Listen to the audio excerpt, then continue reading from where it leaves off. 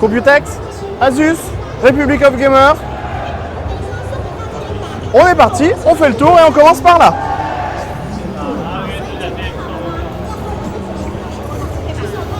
Avec le nouveau Strix, le G531 Glacier Blue. Alors, c'est pas en aluminium, mais alors ça fait tellement bien le boulot, c'est assez impressionnant. On a presque même l'impression que ça a été un petit peu mal ébavuré sur les bords. Le rendu, il est vraiment très très beau pour ce portable qui est de type gamer. On est sur une configuration avec du Core i7 9550H et à l'intérieur on a une GeForce en RTX 2070 et un écran Full HD en 120 Hz. Donc autant dire qu'on aura absolument de quoi faire du jeu sans aucun problème avec cette machine. Et on va continuer un petit peu plus loin. Alors, il va y avoir du monde hein, bien sûr comme à chaque fois. Hop, sorry.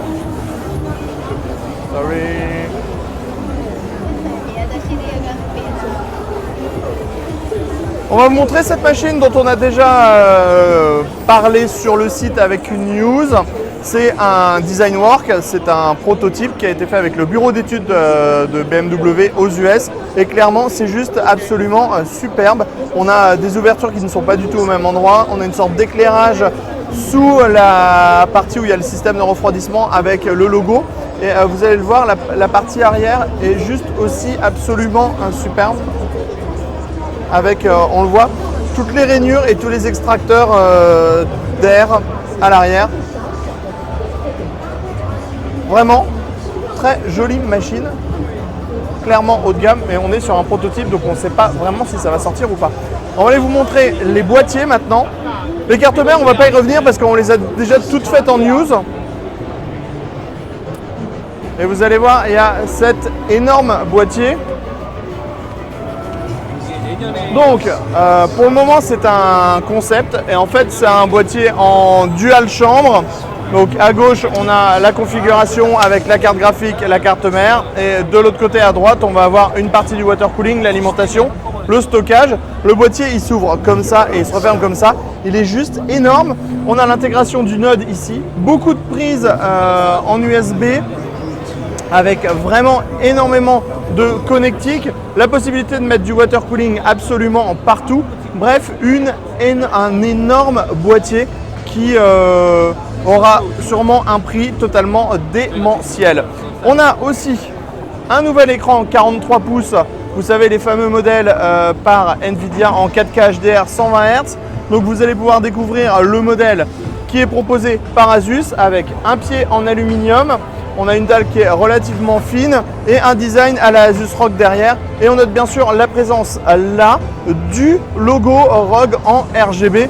Au niveau des prix, on y reviendra un peu plus tard. Sachez que c'est aussi FreeSync 2 HDR et on a du HDR en norme 600.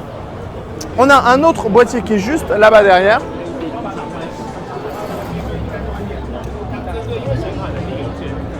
Sorry.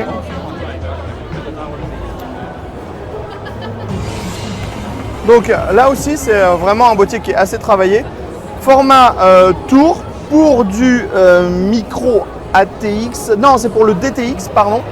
Donc on a la carte mère en DTX à l'intérieur, la carte graphique qui vient à l'avant, c'est légèrement monté de biais à l'intérieur. On a l'alimentation qui prend place dans le bas, la connectique est toujours aussi pléthorique. On a les extractions d'air sur le dessus, du verre trempé sur plein de côtés. C'est bien fait et assez intéressant. On y reviendra quand le produit sortira définitivement. Ensuite, au niveau des autres nouveautés, on l'avait déjà présenté quand on était au CES, c'est le ROG Mothership. Alors le ROG Mothership, ce qui est intéressant, c'est que c'est un laptop gaming, mais c'est aussi un I/O gaming, puisqu'en fait, vous pouvez prendre le clavier et le clavier, vous allez pouvoir le réintégrer. Vous allez pouvoir le réintégrer comme ceci à l'intérieur du... Voilà, et vous voyez, le clavier se rétroéclaire directement. Ça se met en route et après, vous pouvez redétacher le clavier et vous en servir comme un I/O. Donc ça donne un petit peu plus de liberté, mais ça peut aussi servir d'ordinateur portable quand vous êtes en déplacement. Juste derrière, on a la carte mère. la carte mère qui vous montre comment sont dispatchés les composants à l'intérieur avec la carte graphique, le CPU et les différents systèmes de refroidissement. Et on va essayer de vous montrer le Asus Prime, la carte mère Prime, c'est juste de l'autre côté, donc on va traverser le hall.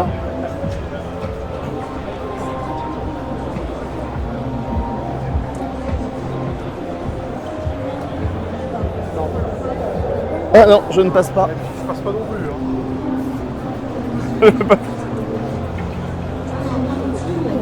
Hop, on avance, on avance.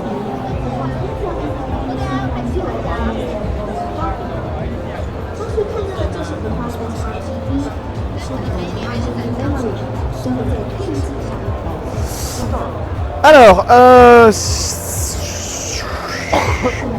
c'est un truc tout nouveau, c'est un peu difficile, compliqué à expliquer. En gros, on a une carte mère, un système de refroidissement intégré, un écran LCD tactile qui permet non tactile qui permet la gestion, des modules qu'on peut ajouter, retirer. Donc c'est le système Prime Utopia.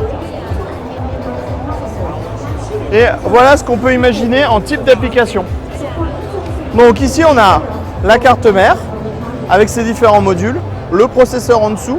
C'est refroidi via un système de water cooling qui est ici. Vous allez voir par derrière qu'il y a vraiment plein de choses. Et on a un écran là qui permet la gestion. On a ce boîtier qui vient enchasser tout l'ensemble. Parce qu'en fait, c'est une sorte de configuration tout en un qu'on a. Et à l'arrière, vous avez le système de refroidissement qui va venir s'occuper du processeur, mais aussi des VRM. Et ici, on a la carte graphique qui est positionnée un petit peu plus bas. Le boîtier, il est intégralement en aluminium avec des petits pads en caoutchouc là, et il est juste absolument superbe. Les prix, on ne sait pas si on a eu, mais en tout cas, c'est très intéressant comme concept. Sur ce, on vous dit à bientôt. On était au Computex.